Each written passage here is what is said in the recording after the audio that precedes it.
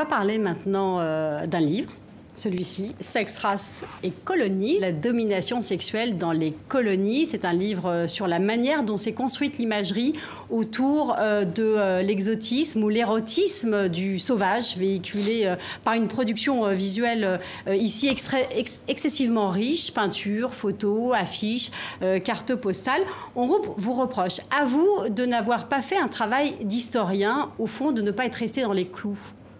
C'est-à-dire qu'on vous a reproché, à travers des journaux, des quotidiens, de n'avoir pas fait un travail d'historien, que ce livre s'assimilait davantage à une pornographie qui s'est étalée à travers des photos parfois très dures, et d'avoir presque mis en scène des femmes qui avaient été exploitées sexuellement.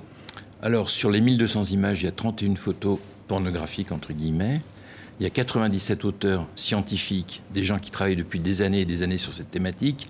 Une des originalités du livre, c'est d'avoir travaillé sur une perspective diachronique, c'est-à-dire du XVe siècle à nos jours. Et ça, jusqu'à présent, ça ne s'est jamais fait. Le corpus de photos initial était de 70 000 photos. On a dû choisir. Croyez-moi, on n'a pas mis les photos les plus dures, les plus dérangeantes, les plus désobligeantes. On a quand même essayé de rester dans une correction vis-à-vis des gens importante. Simplement, il était important de montrer ces photos, parce que ces photos existent. Ces photos ont du sens. Nous, on est des anthropologues, des historiens, on essaye de déconstruire un petit peu un passé colonial où la sexualité était aussi une arme de guerre, une arme de domination, que ce soit dans l'esclavage, que ce soit dans les décolonisations, etc., etc. C'est le travail qu'on a fait. Comment vous expliquez alors cette charge à votre rencontre? Qu'est-ce qui choque au fond? Qu'est-ce qui choque? Alors ça dépend qui est choqué, parce qu'il finalement il y a un peu beaucoup de gens qui sont choqués. Vous savez, dès qu'on montre des choses, ça avait été un peu la même chose pour la Shoah, je ne veux pas faire le parallèle. Ça avait été la même chose avec le bouquin de James Allen, qui avait montré des pendaisons de Noirs aux États-Unis, et c'était pas le Ku Klux Klan qui venait les pendre la nuit.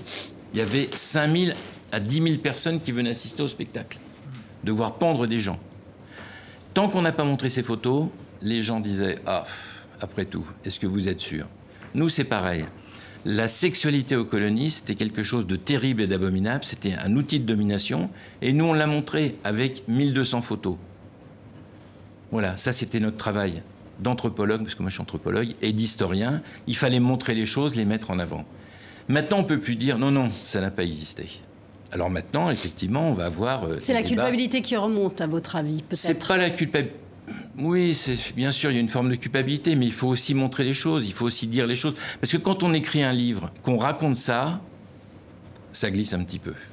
Quand on montre les choses... Là, on a la vérité des images crues. Même si les images peuvent être tout ce qu'on peut imaginer. Absolument. Mais en tout cas, le fait de voir, ça change les choses. On vous a même reproché d'avoir mis au néon le titre.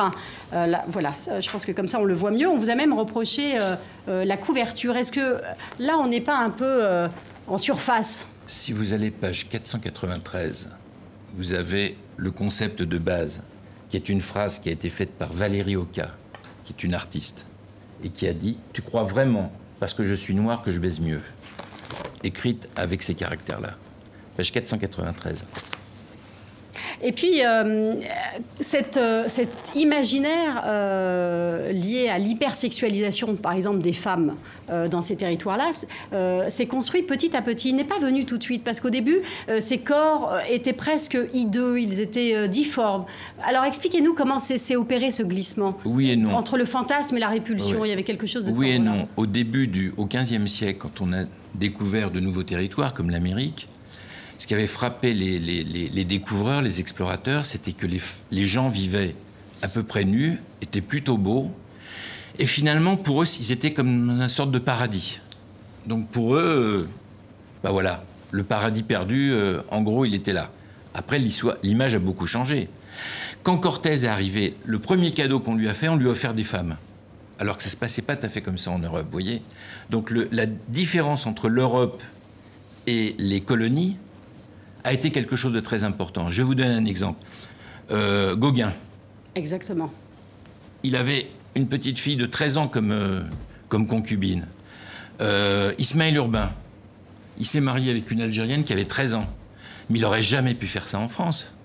Et on pouvait le faire dans les colonies. Vous voyez déjà le décalage qu'il y a entre les pratiques sexuelles à la métropole et dans les colonies. Et ça, c'est extrêmement important. Et aujourd'hui, qu'est-ce qu'il reste justement de toute cette image? Beaucoup de choses. Beaucoup de choses. Le tourisme sexuel. Est-ce que c'est pas finalement une continuation de ce genre de pratique? Et je parle même pas des classifications dans la pornographie des femmes que l'on voit. On reprend évidemment tout un vocabulaire colonial.